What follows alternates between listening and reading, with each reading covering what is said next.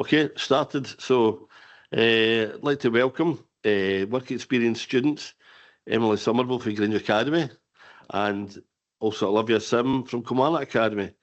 And also I've got to welcome Lily Taylor, a fourth year pupil at Kilmarnock Academy, who's currently undertaking a period of work experience within governance services. So good to have these young people here today. Now ask Stuart to call for the sender and any apologies. Yep, thanks very much. Members, for the sitting, if you could confirm your presence when I call your name. Councillor Douglas Reid. Yeah. Thank you. Councillor Jim McMahon. Yes, Stuart, thanks. Thank you. Councillor Elaine Cowan. Yeah. Thank you. Councillor Ian Linton. Yeah. Yep, thank you. Councillor Graham Barton. Yeah, thanks, Stuart. Thank you. Councillor Barry Douglas. Here, Stuart. Thank you. Councillor Neil Ingram. Yeah, thanks, Stuart. Thank you. Councillor Claire Maitland. Here. Thank you. Councillor Linda Mabin. Here, Stuart, thanks. Thank you. Councillor Neil Watts. I'm here, Stuart. Thank you. Yep, thanks. And Councillor Drew Filson. Yep. And so no apologies, Chair. Thank you. Thanks, Stuart. Okay, next item is item 1, and that's declarations of interest. Don't know, Drew. Thanks, Chair. I'd just like to record, before I give my declaration of interest, just my kind of disappointment and regret that the place-based investment programme is coming to an end after the 5 years of great work that's been done in the community. I think all the councils can see that, the good work that's been done. And that's been led by Sian Gildea and Karen Purvis and Claire Kavanagh. But hopefully we'll get something in return from it. My declaration of interest, just my disappointment and regret that the place-based investment programme is coming to an end after the 5 years of great work that's been done in the community. I think all the councils can see that, the good work that's been done. And that's been led by Sian Gildea and Karen Purvis and Claire Kavanagh. But hopefully we'll get something in return from it, maybe something similar. Because the most important thing is the communities have had their say where that fund is went. And we can see that in our communities. So my declaration is the KOTC Keepers of Community. I'm a director of the Belmont Parish Development Trust and honorary member of Lochtown Caravan Club, so I'll be stepping out for item 4. Thanks, Stuart. No, I would echo those statements. In terms of things being invaluable, and we just look at it, see if there's any other ways we can put similar investment in the community in the future. Thanks, Chair. Yep, it's on the same item, the agenda, item 4. I sit in the board, the Huddersfield Tool Library. So again, I think it's probably best that I step out at that point. Thanks, Barry. Thank you, Leader. Yes, again, the same as Councillor Barton, as a board member of Huddersfield Tool Library, and I'll not take part in item 4. Thanks very much. Okay, and now going to the rest of the agenda, and the item 2 is the East Ayrshire Local Housing Strategy 2025-2030, and is it Chris Morton will give the presentation. Chris. Thank you, Chair. Good morning, members. Today I'm pleased to present the new East Ayrshire Local Housing Strategy 25-30. The Cabinet recommendations for the LHS 25-30 are detailed in paragraph 2 and are as follows. Approve the adoption of the Local Housing Strategy 25-30. Note that annual progress reports will be submitted to Cabinet and otherwise to note the contents of the report. The strategy sets out high-level priorities for the delivery of housing and related services over a 5-year period. It informs the route of travel for the suite of strategic housing papers, such as the Housing Asset Management Framework, the Housing Investment Programme and the Strategic Housing Investment Plan. It also sets out the important contribution that housing makes to improving health and well-being, delivering positive outcomes for children and young people, creating connected and sustainable communities, enabling economic growth and regeneration, reducing climate change and tackling poverty across East Ayrshire. Paragraphs 3 to 9 of the Cabinet report set out the background of the new LHS, including the statutory requirement set out in the Housing Scotland Act 2001. It also sets out the importance of a local drive to address poverty and inequality and delivering for children and young people through the United Convention on the Rights of the Child and the Promise. It sets out the starting point for the new LHS, which was the development of the Housing Need and Demand Assessment. The Housing Need and Demand Assessment, or HNDA, provides an evidence base from which local authorities can calculate the requirement for new built housing and develop long-term strategic views of housing need and demand. This information informs both the LHS and the local development plan. The HNDA was developed by an experienced independent housing consultancy to ensure transparency and was overseen by a multi-agency steering group. On completion, it was approved by the Head of Housing and Planning and submitted to the Scottish Government's Centre for Housing Market Analysis. Furthermore, on the 24th of February 2025, the Centre for Housing Market Analysis considered that the process and methodology used to produce the HNDA was robust and credible. Paragraphs 10 to 22 set out the strategic context of the LHS. Nationally, Housing to 2040 sets out the Government's long-term vision for housing in communities across Scotland. And from this also comes the forthcoming Housing Bill, which will bring further changes to strategic housing provision, particularly in relation to areas such as the private rented sector and homelessness. It sets out the local strategic context, such as the overarching East Ayrshire Community Plan, the East Ayrshire 5-year Strategic Plan, and the Local Outcomes Improvement Plan. Ensuring outcomes for children and young people and the development of the anti-poverty and inequality strategy are again stressed as key local drivers for the new LHS. Paragraphs 23 and 24 give an introduction to the new LHS and its importance in providing strategic direction to other strategic housing papers. The consultation process for the LHS is summarised in paragraphs 25 to 27. The consultation process considered priorities and challenges and the development of a vision statement with underpinning strategic priorities. A number of bespoke consultation sessions were carried out with staff groups across the council, registered social landlords and community organisations. Paragraph 27 states that the LHS was submitted for Scottish Government peer review and received feedback which informed the final version. Paragraphs 28 to 32 set out the strategic vision and priorities that were developed from the assessment of local need and demand, feedback from local consultation events, and both national and local priorities. The new Council LHS strategic vision is providing communities with warm, safe, affordable homes. The vision will be delivered through 4 strategic priorities, each with accompanying outcomes which are contained within the report. The 4 priorities are: deliver more homes at the heart of great places, promote affordability, choice and independent living, ensure all homes are warm, affordable and energy efficient, and people have access to a person-centred housing options service where possible, homelessness is prevented. Each strategic priority has a related action plan which details baseline, targets, lead officer and, where applicable, timescales. The purpose of these outcomes and actions is to provide a robust monitoring and reporting mechanism. The East Ayrshire LHS and accompanying action plan will be reviewed on an ongoing annual basis, and a report detailing these changes will be taken to Cabinet for approval. Implications are set out in paragraphs 33 to 47. The Local Housing Strategy 25 to 30 is an appendix to the paper, and I'm happy to take any questions. Thanks for that. Any questions, Jim? Thanks, Chris. I very much welcome the next 5 years local housing strategy paper.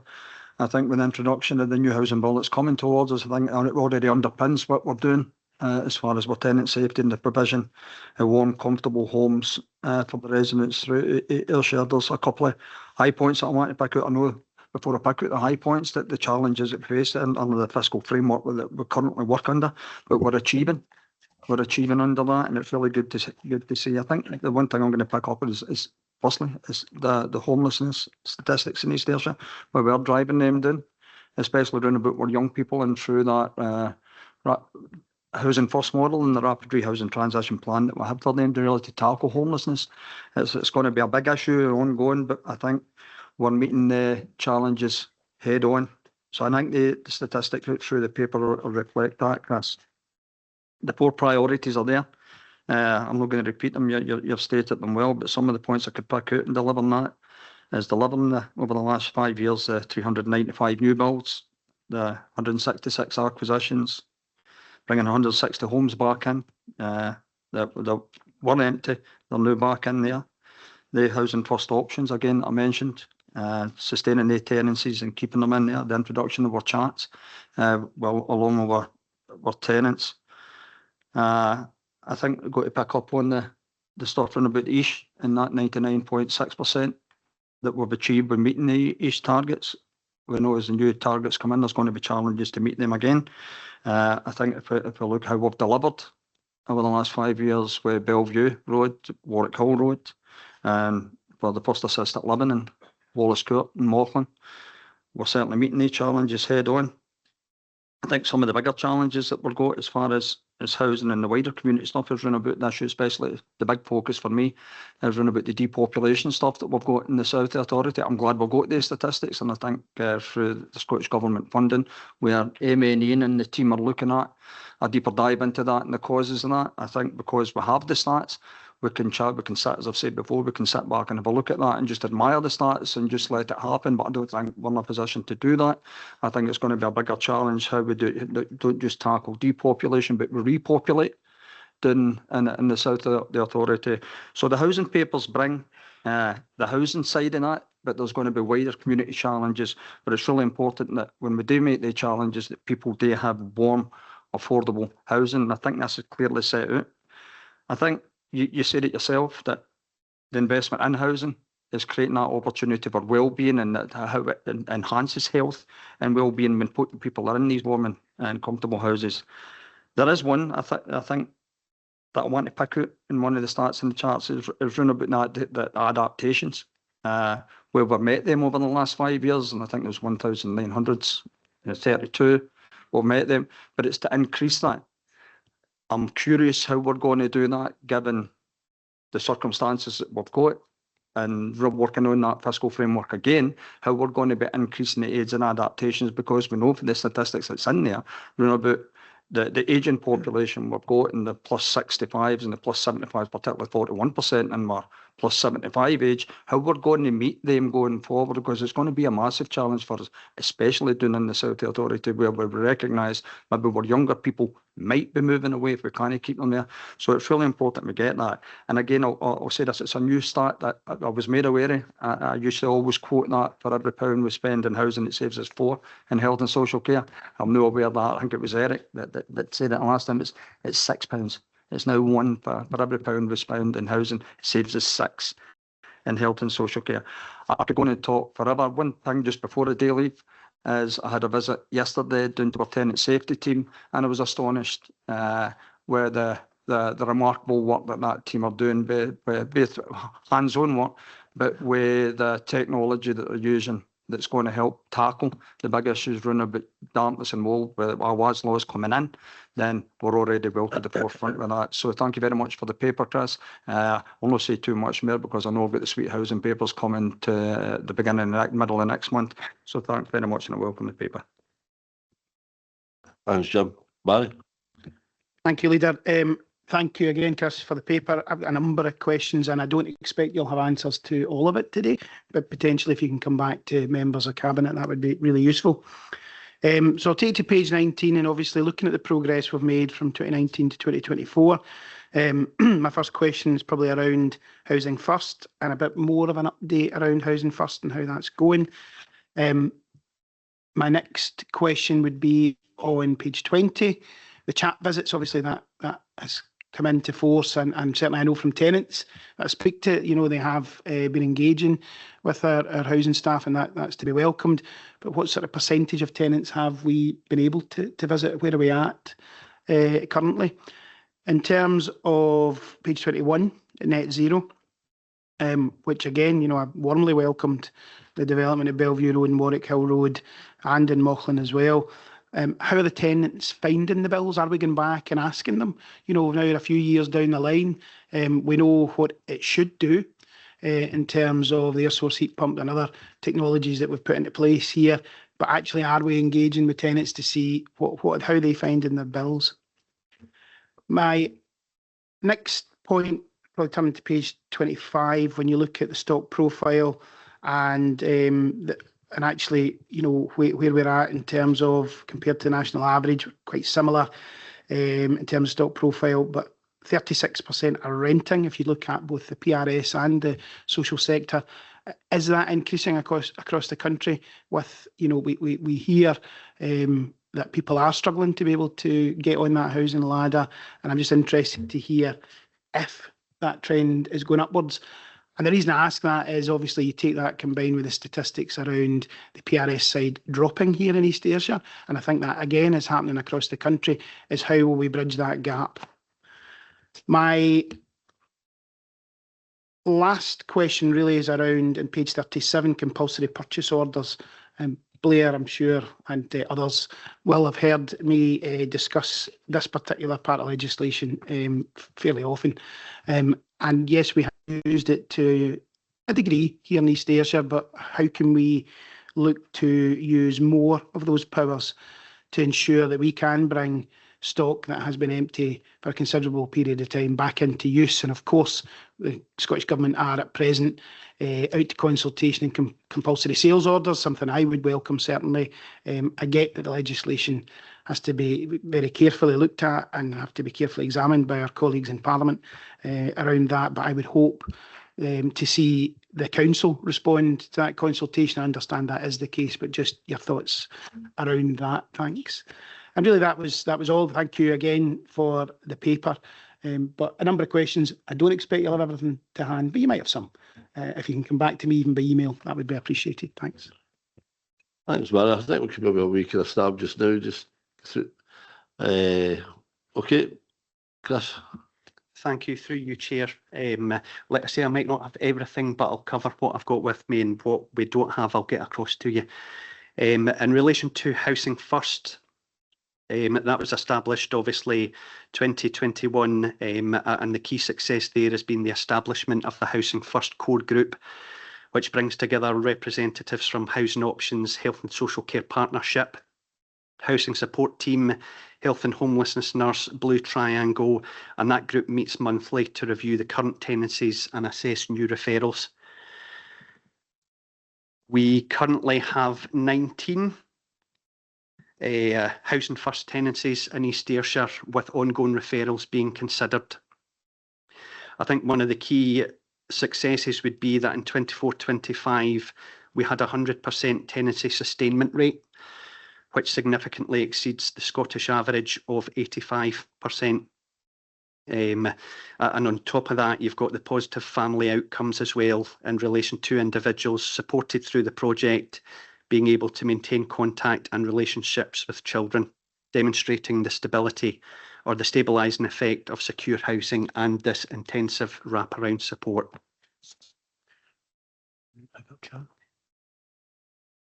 Yeah, through you, Chair, I'll come in with the questions round about the chat visits and net zero, and just to pick up a wee bit on what Chris said in terms of Housing First, the model that we've got in place in East Ayrshire is really intensive support. So it's not light touch. Some different authorities are doing higher numbers with a lighter touch approach. We're looking at some of the most disadvantaged and vulnerable families within our authority and providing that full wraparound support with all our partners. And as Chris said, 100% tenancy sustainment is a really good outcome, and it reflects really well on the work that's been done. I can answer some of the points in terms of the chat visits. So we're really bad at using acronyms because it's usually HIP and SHIP and HAM. So chat, is connecting housing and tenants.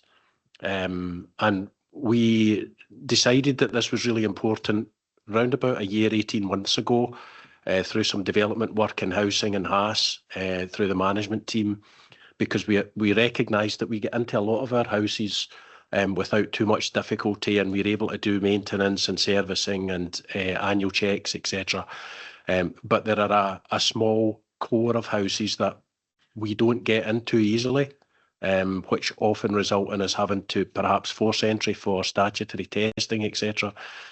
And we recognise that we need to be behind every door to provide that support as a really strong and positive landlord for our tenants, but also to make sure that our assets, our homes are performing well and that we're looking after them. So we rolled that out initially as a pilot through the neighbourhood coaches, started in full flow, if you like, on the 1st of April, and we've done just under half of our houses successfully completed visits. In terms of the no access, it's something that we're really looking at. We've actually got a small working group that are looking at how do we increase the access, because circa 25% no access on those visits that we're making. So we're looking at how we can do that differently. We're looking at electronic diaries. We're looking at forward texting. We're looking at a number of mechanisms that's going to help us to get access first time round.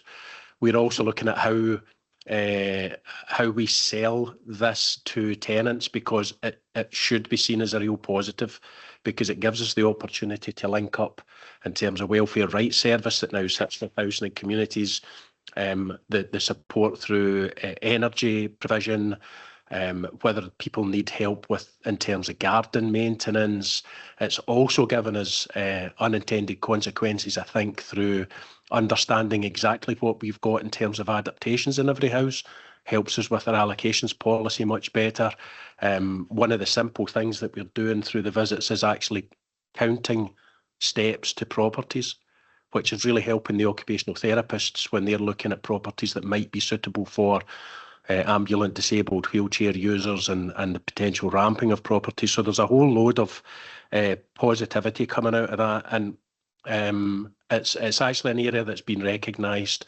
So I think the spokesperson's aware that it's been identified by the Chartered Institute of Housing and as an exemplar, if you like. So the team are going along in November to their annual awards, and whether they win or not, it's just good to be recognised for that. The stat that really got me, and that's why I was looking at it and why I've got it here, is that at the time that I looked at that for the submission, we had over 18,000 actions as a result of those 5,000 and odd visits. So that can be an antisocial behaviour request, it can be housing support request, it can be help in terms of welfare rights, it can be garden maintenance.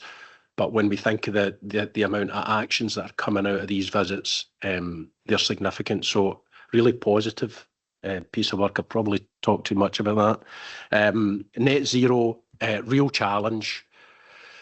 Anecdotally, works well in new builds, really difficult in some of our older properties to retrofit, because everything's got to be right. The insulation's got to be right. The whole installation's got to be spot on. In terms of Wallace Court and Bellevue and Silverwood Grove, Kennedy Drive, so the new builds where we've got air source heat pump technology fitted, our colleagues in F&PM are ongoing with a piece of study work. So we're actually working with tenants who will work. We obviously need the tenants to work with us, but working with those tenants to ascertain what the actual performance of the units are, as opposed to what the theoretical performance of the units were. Looking at the number of repairs that we're seeing, we are not seeing mammoth problems in the new builds, and we're learning a lot in the retrofits in terms of what we need to do extra as opposed to just fitting the air source technology. We've actually upskilled a lot of our own operatives from what would historically have been known as the gas maintenance team, into the renewable technology. We are doing annual inspections, and in fact, the team manager, Barry McClatchy, is just about to start a process of visiting every home that's got an air source heat pump, not only to do the maintenance, but also to talk to the tenants about how easy it is to use, how's it performing for them, and how's it making a difference to their energy costs. So hopefully that covers those 2 points, and I'll hand you back to Chris for the percentage of renting. Thanks, Gary. Through you, Chair. I can pull that information together for you and get it across. Like you say, there's challenges just now for the private rented sector, and there has been a slight reduction over the period of the last strategy. We do sit slightly below the national average of private rented sectors in the area. But there's a lot of information in the HND that I can get across to you, and I think that's possibly split by housing market area as well. But yeah, significant challenges, a lot of changes coming up on the forthcoming housing bill in relation to private tenants' rights. But I'll get the information to you, and our private rented sector, or our homeowners team, will continue to work with the private rented sector, landlords and tenants, to provide what support they can. CPO as well. That was page 37. Barry. I'm happy to take that, Chair. Before I go on to CPO, if you don't mind, to indulge me, and just in terms of the private rented sector, I think to make the point really clear is that locally we do see the private rented sector as being one of our key parts of our local housing options. You know, we can't deliver all the housing solutions ourselves, to acknowledge the importance of the private rented sector.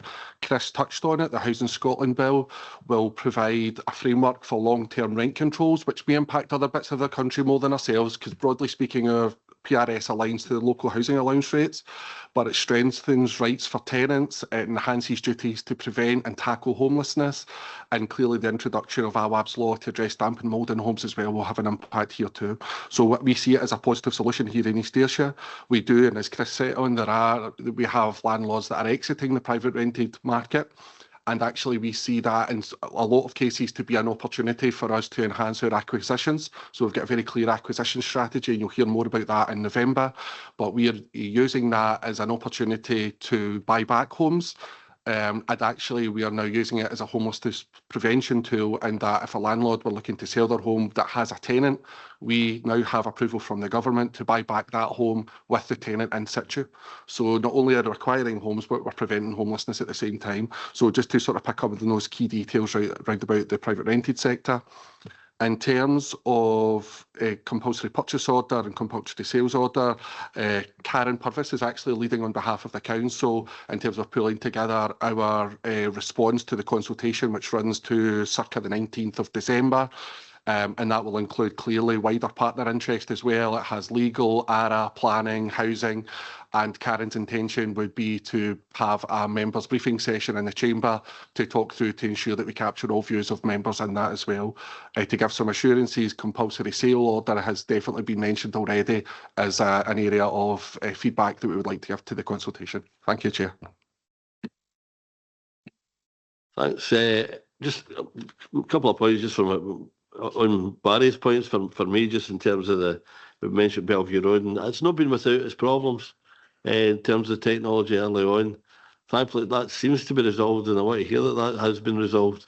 I know there was some issues with addresses and I had last week that some tenants were billed for their neighbours' electricity consumption, and hopefully that was a problem with the council, that was a contractor and CSA, and hopefully those are getting resolved. But I know there was with some of the Mitsubishi systems that were involved. I know there were technical issues there. I know I'd visited some of the properties there, and just wondered, have those teething problems been eradicated? I know the great thing was that the bills were absolutely fantastic in terms of people were a lot less, significantly lower in terms of fuel bills, so an outstanding success, but it's not always 100%, and we need to get it right 100%. Yeah, through your chair, yeah, a lot of the early issues certainly have been eradicated. Particularly Bellevue suffered particularly. a lot of the issues were around about the actual air source, the fan, the Mitsubishi item. We've worked with both the contractor and the supplier to resolve that. But actually, as I alluded to earlier, we've actually upskilled a number of our own operatives now, so we're in a much stronger position to go out and actually effect repairs or understand the issues early on without those being elongated and lasting for any length of time. Touch wood, we're coming in at the winter, so that's always the test for these systems. But we are confident that they are operating well just now. And as I said, we are going to be doing that visit maintenance to every property that's got an air source heat pump, just to make sure that everything is right and in place. I know Councillor Watts is one, but I'm just I was going to keep the flow going. One of the issues, just in terms of what you said there about the chat visits, Gary, was, I'm glad to see, the counting steps and things like that. And I've seen that kind of reflect in some of the assessments that we're getting from on people's medical applications. Instead of just a kind of blanket, no steps, you're getting 5 steps or 10 steps, things like that. And I do think we need to be flexible, in terms of aids and adaptations is a big issue for us. That we don't, I think there's been problems there where we've just, if there's no immediate resolution to the problem, the answer is alternative housing, and we've never got alternative housing stock like the people are looking for. And I think there needs to be that bit of flexibility there in terms of aids and adaptations. And I know that my colleague, Councillor McMahon, has been pursuing that.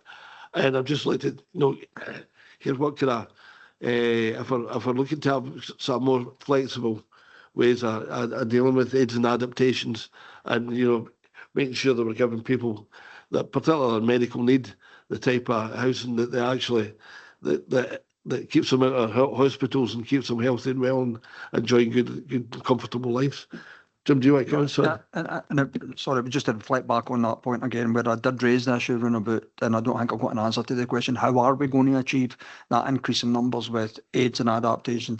And I suppose I could ask maybe Blair and Craig, I suppose, maybe to get together, maybe come back to it at that point, and maybe I'm not asking for an answer now, but it's how we're going to do that, how we're going to increase the adaptations on that.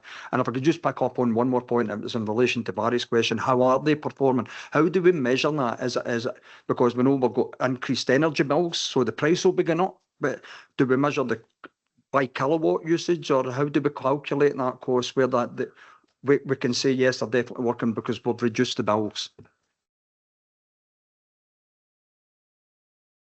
If we could do aids and adaptations first, then on to energy issues and bring in others. Through you, Chair, I'm happy to pick up on aids and adaptations. Happy to meet with Craig and Eric, and it is a live conversation that we have around about aids and adaptations. So happy to take that away and come back. It might actually feature in some parts at the Housing and Care Workshop that we might have in a few weeks' time as well, but happy to come back to members with how we'll achieve that target. Thank you. Okay, we'll look forward to that. And Gary? Yeah, through you, Chair. Really pleased that we're coming back in November with the suite of papers for housing, and having had sight early of the HIP paper that's been pulled together that's coming in November. That'll outline energy use, it'll outline some of the Pathfinder projects that we've implemented, where we've tried the different technologies and the different standards. That'll be able to highlight exactly what the energy savings have been, what the savings have been to tenants. It's quite difficult when we go into new builds to try and compare what might have been with gas, because then it becomes really theoretical. It's really easy to go in the retrofit stock and actually the acid test is hearing it from the tenant, how it performs for them, what difference is it making to their bills. Clearly the price of energy has spiralled over the last number of years, so that adds a bit of complexity to it. But that's the acid test. How's it performing in the house, and what are the bills, because everybody's thermal comfort's slightly different. But I would ask you to wait until November, and hopefully we can give you lots of detail in terms of kilowatts used and impact on bills. Thanks, Gary. We'll look forward to that. Neil? Thank you. Yeah, I hope you can hear me. Thank you, Chris. and the housing team for this excellent housing strategy document. We all know that across Scotland we have a serious housing crisis, and I believe that this strategy will certainly go a considerable way to helping us here in East Ayrshire, point us in the right direction. We've all got concerns over housing and depopulation within the rural areas. And, you know, according to Shelter Scotland, in 24-25, we've got 34,000 plus households across Scotland that are being assessed as being homeless or being threatened with being homeless. And that equates, I think we know, to the statistics of a household being made homeless every 15 minutes. And that's just shocking in our, current society. 17,240 households across Scotland in March this year were trapped in temporary accommodation. That's an increase on 6% year on year. So with approximately 110,000 currently on waiting lists for council houses across Scotland, there's obviously a lot of work that we need to do. I seriously think that the only way we can improve the situation within this is to continue to build the numbers of good quality council houses, which we're doing, as well as continuing to improve our old stock with increased vigour. Reading through our housing strategy presented here, which is brilliant, I feel that it really does go a considerable way to achieving these goals and aims.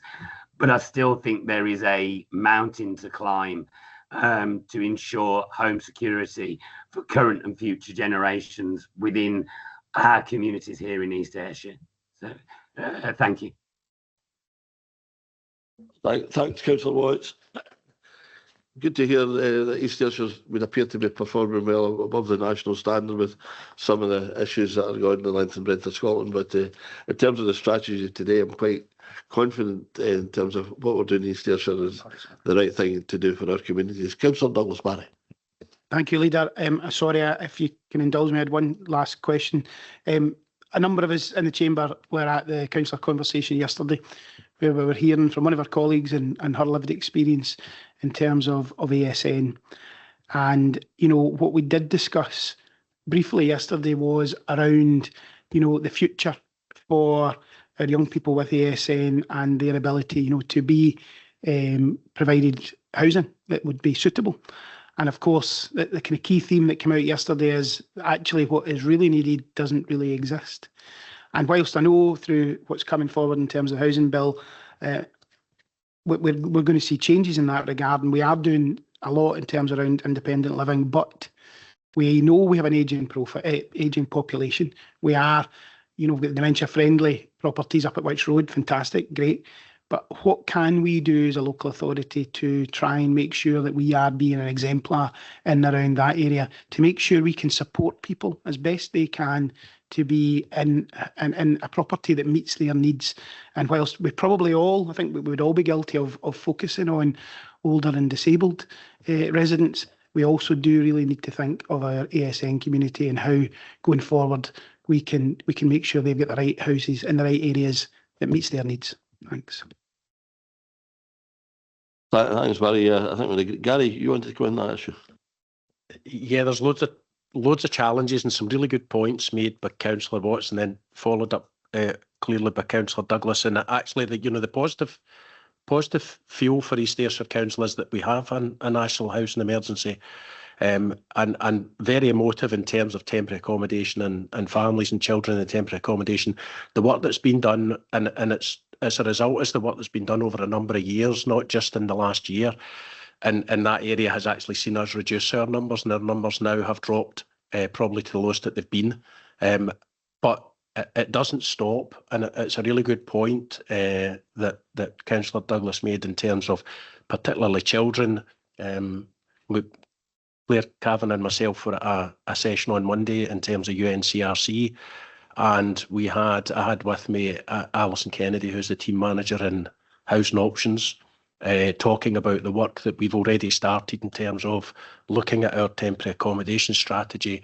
How does it take account of the views of young people, people with ASN? What do we need to do differently? How do we need to adapt and reflect? And we've actually started that piece of work already. Chris is involved in that in terms of support from a policy perspective. So that work started, and we've committed to going back to that group and feeding back the end result of it. So go and engage, talk to those cohorts, see what we need to do differently. Some simple things came out of really first conversations about temporary accommodation. Do we have temporary accommodation with a desk space and somewhere for children to study? So these things, Alison Kennedy is already looking at that and trying to implement some quick change. So it's never stopping for us. This is a snapshot. And the LHS is a vision, and it's a really good vision for our next 5 years in terms of housing, but actually we're challenging what we're doing all of the time and trying to make those differences. So I hope that helps. That's good. Jim, do you want to come in? Yeah, and it's just picking up on that with that 5-year strategy, and I think within the context of the paper in there that we can revisit that annually, and I take a bit of comfort for that. And I know I've had my issues with the housing need demand assessment in the rural areas, but I think the wider paper and the recognition in there within that local housing strategy, as circumstances develop, then there's a potential to come back again and have a look how we deliver on this strategy on an annual basis. I think just one point, and it would be remiss of me not to do it, that Cumnock is the cheapest place if you want to buy a house in Scotland. And may I also add round about Cumnock and the Garrington Property Finders, it was recognised as the best place in the country for well-being as well. So that's a lovely note just to finish on for me.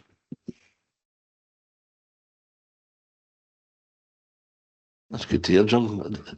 Good to hear from across our communities, these changes are happening, and I think that it's a really good paper in terms of the local housing strategy. Is there anybody else wants to? Neil, you want to come back? And Councillor Watts? No, it's not.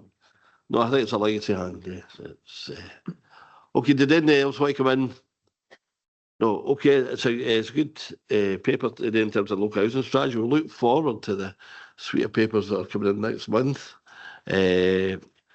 And you got a flavour of that this morning. Could we agree the local housing strategy paper with the recommendations, the 3 recommendations there, paragraph 2? Mm-hmm. Okay, now going to item 3, which is Business Loan Scotland update, and that is David. Thanks, Chair.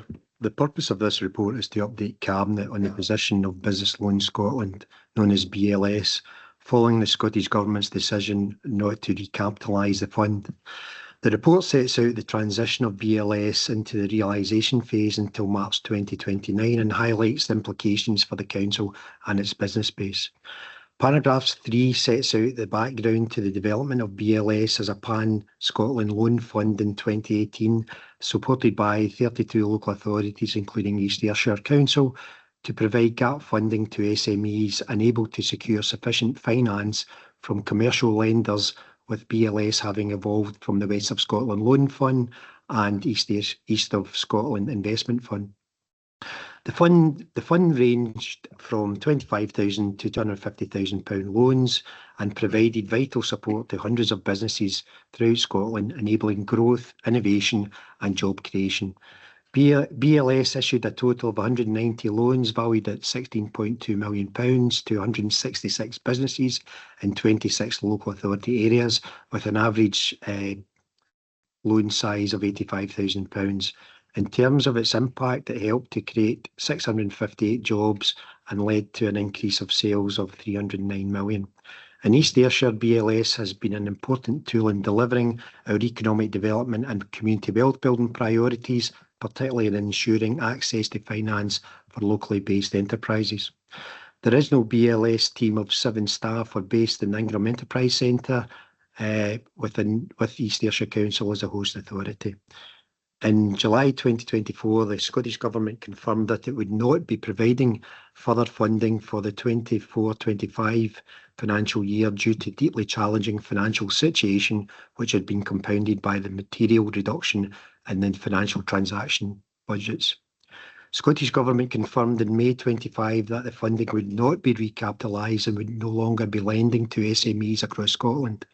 As a result, BLS has formally entered into concluding the realisation phase, during which existing loans will be managed and repayments collected until March 2029.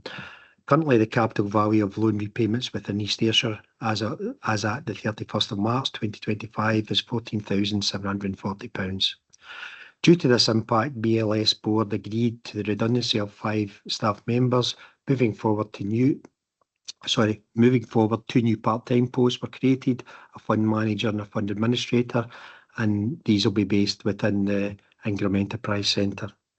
BLS have terminated its membership of Strathclyde Pension Fund, thereby ending the financial guarantee provided by the Council to SPF. Members will also be aware that the Strathclyde Pension Fund has been in a credit position in recent years, meaning that the assets within the fund are greater than the liabilities, and this has led to a reduced pension contribution for councils. The pension credit applies to all admitted bodies within the fund, and therefore there is also a pension credit for BLS, and the Head of People and Culture and Director of Finance and Digital have met with colleagues from SPFO to understand that the value of the pension to date is circa £2 million, and meetings are taking place with the newly appointed fund manager to advise on plans for the distribution of the pension credit, and further information will be provided once discussions have been concluded. In terms of the funding that the Council put into this through the European Regional Development Fund, historically we have £912,000 in these balances, and we're looking to draw this money down to economic development. The proposals to draw down the existing balances will release funds that have been ring-fenced for use in support of ongoing economic development commitments. The withdrawal of BLS as a loan provider provides the finance options available to SMEs, especially those unable to access commercial lending, whilst other institutions such as the British Business Bank and Scottish National Investment Bank continue to operate. The unique local authority-led model of BLS, trusted by SMEs for its accessibility, is unlikely to be replicated in the short term. So, recognising this gap in the marketplace for funding, the Council will work with the regional partners and government agencies to identify alternative funding mechanisms to support business growth in line with our economic development priorities. Chair, the recommendations are set out in paragraph 2, and I'm happy to answer any questions. Thanks very much, David. I'm not getting away from it. It's quite disappointing, and I'm sure the withdrawal of this funding, but I understand the reasons for it. And I think, just as you said there at the end, we really need to work really hard to see if we can get alternative ways of doing some valuable work to help boost some of us growing SMEs that have benefited in the past. It's been an invaluable tool to help economic growth locally. Members, any comments? Councillor Douglas Barrett. Thank you, Leader. I think just to share your disappointment in the decision that has been taken by the government in this regard. However, I'm sure with our officers here locally, we will do all we can to support businesses. Now, I do welcome certainly that the continuing funding for those existing businesses exists, but I think it is a really disappointing step, if I'm honest. Thanks. Okay, anyone else? David? No, nothing to add, Chair. We just continue. We'll continue to work with the business community to look at how we can support them in this area. Okay, recommendations there on page 115. Can we agree recommendations? Okay, now going to item 4, which is the place-based investment programme. Back to yourself again, David. Yeah, I'm going to get Karen to take us through the report. Thank you.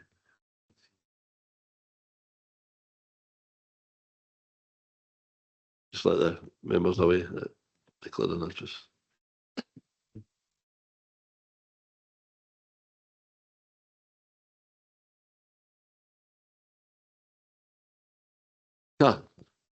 Thank you, Chair. The purpose of this report is to set out the recommendations for the projects to be prioritised for investment in 25-26 from the funds available in the final year of the place-based investment programme. The background is set out in paragraphs 3 to 8. Paragraph 6 sets out that in June 25, Cabinet approved the approach to managing the place-based investment programme this year. Paragraph 6 sets out that further to the Cabinet report of June 25, the Scottish Government has confirmed the award of Tranche 1 of place-based investment programme monies, that is to say £620,000. Tranche 2 to date has not been confirmed. From underspend in previous years of the programme, there is contingency and historic developer contribution monies that have been added to the funding for year 5. At present, therefore, the position for funding is that £666,535 is available for spend, and the makeup of that is set out in paragraph 8. The funds are for capital projects rather than revenue. Projects have to be investment ready, and a contract must be able to be in place by the 31st of March 2026, otherwise funds need to be returned to the government. Paragraphs 9 to 13 set out the focus and support for the award of the 25-26 funding. Paragraph 9 sets out that for year 5, based on previous learning and as approved by Cabinet, we focused on a number of areas, including continuing to ensure equity of opportunity to access the fund while targeting promotion of the opportunity towards communities where analysis has showed us that there has been proportionately less investment to date. During the application period, 44 applications were received with a total funding request of over £1.5 million. This equates to an oversubscription to the confirmed funds of £868,656. Paragraphs 14 to 16 set out the evaluation process, which, as in previous years, comprised community and officer panels with a combined score, creating a leaderboard of applications. Applications are assessed on a case-by-case basis on their individual merits and scored against a number of criteria, which includes, for example, the submission of quotes, permissions required, and the level of community consultation they've been subject to. The quality of applications received this financial year was high, and 70% of applications received came with match funding and were investment ready to start on receipt of confirmation of funding. There have been funding cold spots across the 5 years of the programme, and officers have targeted these areas for additional support. The assessment process does not take geography into account once applications are submitted. And whilst projects may have a fixed address, it is important to note that some projects will serve our wider communities. Paragraphs 17 to 20 therefore set out a summary of the recommendations for investment, and the applications recommended are set out in Appendix 1, showing awards for confirmed funds. From the confirmed funds, 20 projects are recommended for investment, alongside the previous commitments of £20,000 for shopfront improvement scheme and just over £64,000 for programme monitoring compliance support. Paragraph 18 sets out that the historic developer contributions have not been able to be allocated in the final year as applications have not been received which met the criteria for their spend.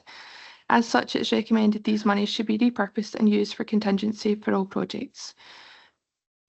Paragraph 18 also sets out that the award of any remaining contingency monies and any further Tranche 2 award that we may receive from the Scottish Government will afford additional priority in the assessment process to cold spots in funding.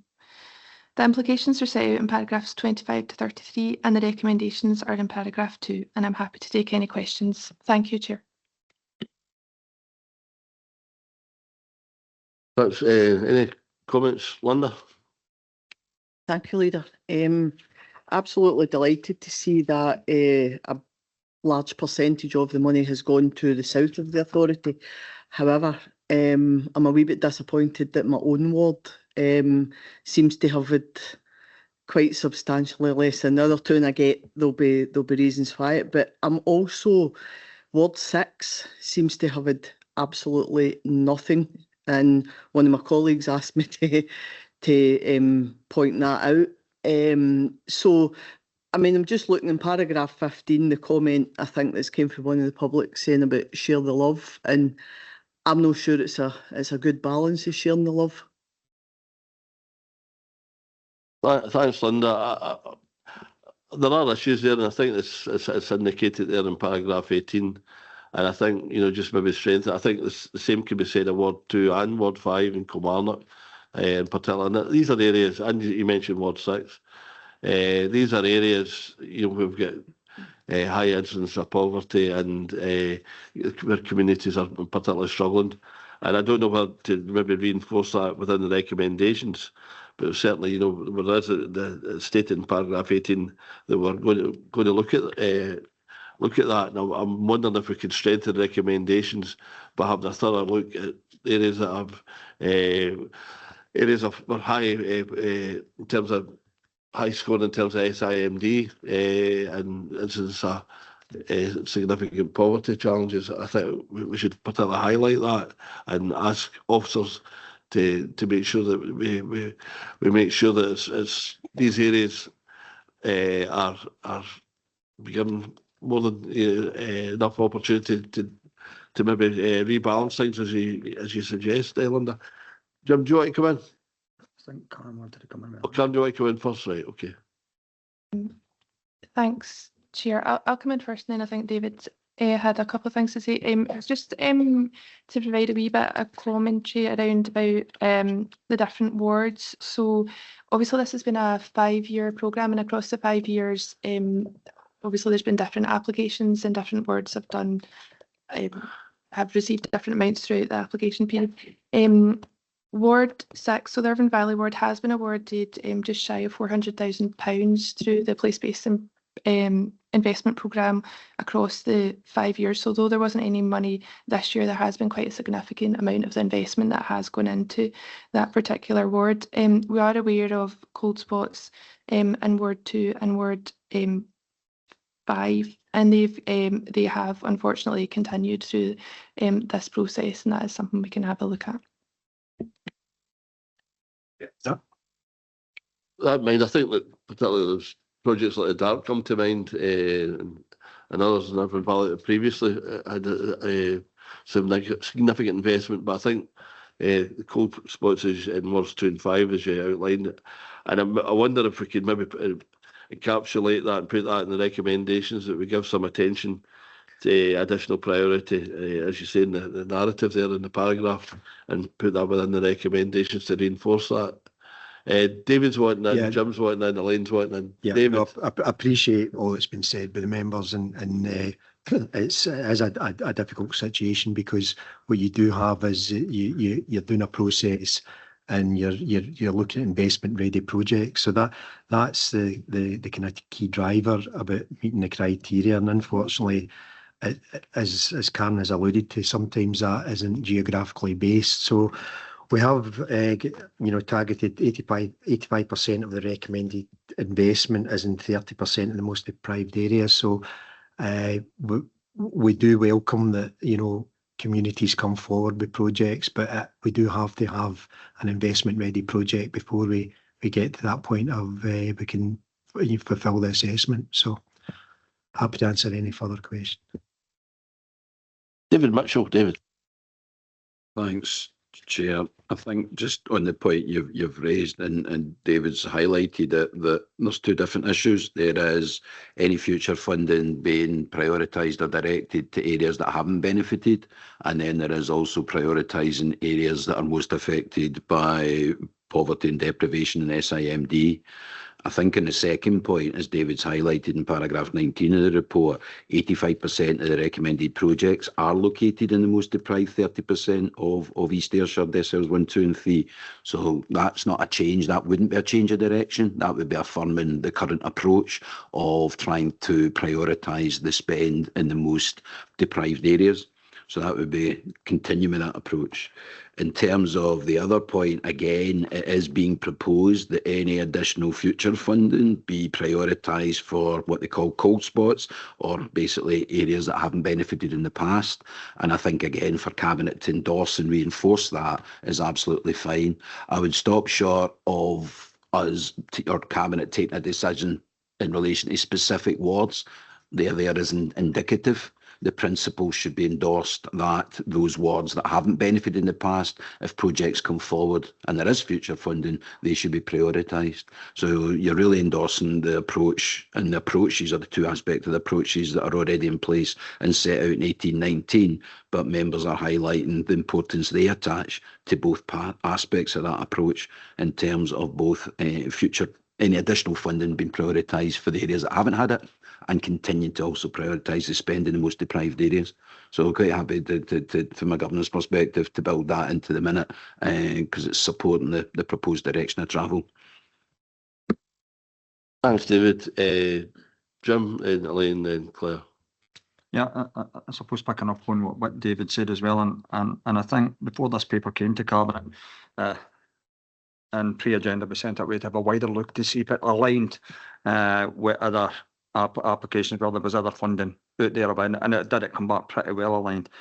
I think as far as Ward 2 and Ward 5 goes, in proportionate to spend over the last 5 years, I think there probably has been an underspend, and I think that probably sits down where they don't have the community groups and the skill set within their communities to apply for that particular funding, and where our groups maybe within Wards 2 and 5, then they're maybe experienced in it, but is it really affecting the SIMD stats?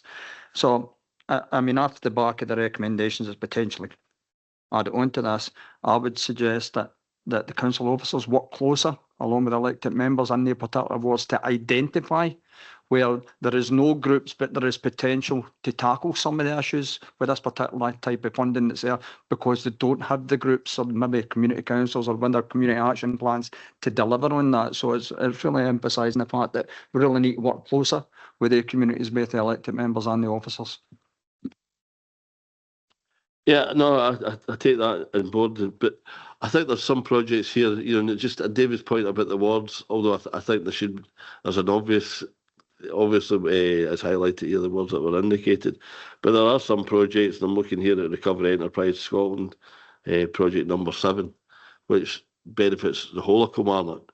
And there will be people from those wards that use that facility, so the last thing we want to do would be not buy projects that would be benefiting, although they were located in the town centre, they would be benefiting people in the deprived areas. But with that in mind, I think maybe simply just to reinforce the point that's made in paragraph 18 would strengthen the paper and strengthen the result to look at projects. And I say that as Jim says, there's maybe a lack of capacity to apply for suitable projects in some of these areas. Okay. Well, Elaine and Claire, sorry. And Neil Watson. Thank you, Chair. Today's paper, obviously, it's the fifth and final year, a 5-year programme. So not only are we looking at the place-based investment funding in isolation, we're looking at a single year in isolation. So perhaps it might have been useful if we'd had a bigger overview, or perhaps that might be a follow-up elected member briefing that might be useful, just giving people a reminder of what's been delivered over the entirety of the project. With regards to the suggestion that my own Ward 2 is a cold spot, that was where I started out, probably year 1, year 2, quite disappointed there weren't any groups coming forward, but I think I've been on a bit of a journey with all of that, and I take David's point about the projects need to be investment ready, so that has been lacking from my geographical area. But I've had offline conversations with the Deputy Chief Executive of the Council and the Chief Executive of the Leisure Trust recently and over the past year about putting some investment into that community to start build up some of the community cohesion, to start bringing some real strategic projects forward that would have benefits for the whole of the area. So it's probably just a timing thing that we haven't been ready to put some really good bids in. So I think it's maybe looking at that more holistic approach, and all this has been a fabulous place-based investment project. My own ward and other wards probably have benefited from the new anti-poverty and inequalities fund. So it's a single year of a 5-year project, and it's only one project that the council and other partners across the community planning partnership landscape have invested in our communities. So it'd be good somehow if we could tie all that information together, because I think there's a really good story out there to tell about how we're walking hand in hand with our communities, and we're not doing it for them. We're giving them the investment that they know what they want in their communities, and we're just helping them, give them that wee leg up. No, that's good comment. Councillor Maitland, Claire. Thank you, Leader. I think Elaine just summarised, I think, what we've all been trying to say here. So I won't take any more of your time, but just to say that, and there is capacity within the communities, as I'm sure Jim agrees, for people to come up with the projects. Perhaps it's the help that we need to give them to get them there. And when they have to be basically oven ready, then that's where some of the difficulties come in. So not to labour it any further, but I think we're all on the same page in this one. Thank you very much. David. Yeah, just to answer Councillor Cowan's question, we do intend to bring back a report that obviously once we know if we're going to get tranche 2, the idea would be to bring back a report to set out how that funding is going to be allocated. But in doing so, the idea is by the end of the programme, we have a look back and set out where the allocation of funding has went and celebrate all the kind of significant projects have been delivered through this funding. So there is an element of, understanding what funding will come in tranche 2, but, looking back over the whole 5 years and just showing where that funding has made a difference. Okay, thanks. That's been really helpful. I'll bring in Neil just a second. I'm just, in terms of the recommendations, I was still kind of mind that we need to kind of strengthen them in some way to make sure that we get to, all the areas and we give assistance where there could be, I think we're termed like cold spots here, but just areas that are struggling in terms of capacity. David? It may be from the discussion today and the mood of the meeting would be that there'll be an additional decision taken by Cabinet to endorse the underpinning principles of the future approach as set out in paragraphs 18 and 19, with the additional remit to officers to engage with local members from the affected wards, and affected as those that haven't received funding in the past and or are in the most deprived 30%, whatever, that they continue or engage with members from those affected wards to look at developing capacity within the wards to benefit from future funding. I think that's maybe hopefully caught the essence of the discussion. Elaine? Yeah, I do agree with the governance officer's comments there, but if we are going to change the recommendations, I would like to pick up on the last point by David McDowell there, that we do look at doing a final wrap-up big celebration and share the understandings across the whole of the local authority of what this money has done and meant for the group. So if we can capture that as a recommendation today as well, I'd really appreciate that. Yeah. So we can do that. I think that's probably more straightforward. I understood David to say that it's in place and there is already an intention to bring it. So it would simply be to note that that report will be forthcoming. Good. Councillor Watts, Neil. Thank you. No, totally agree with most of what's been said so far. I think it has to be noted when you look at the report that 71% of the current funding that's on the in place is going to the south and 28% is going to Kilmarnock and the north.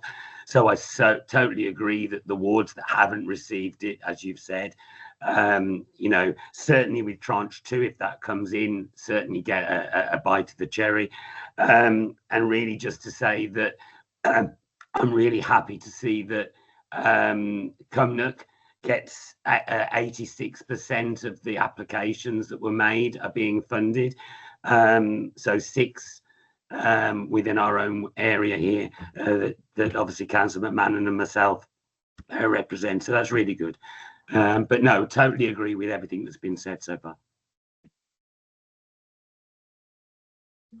I mean, in terms of the percentages and all the rest, there's a 5 year,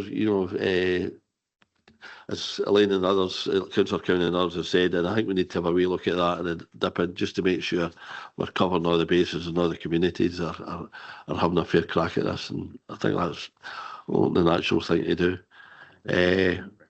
Okay, we've got 2 kind of recommendations, one's to endorse, one's to do, and the approach in terms of good to areas that are cold spot areas that haven't been successful in helping with capacity, and the other one is in terms of showcasing and having a look at some of the successes and achievements that we've had with this pot of funding added to the recommendations that are there.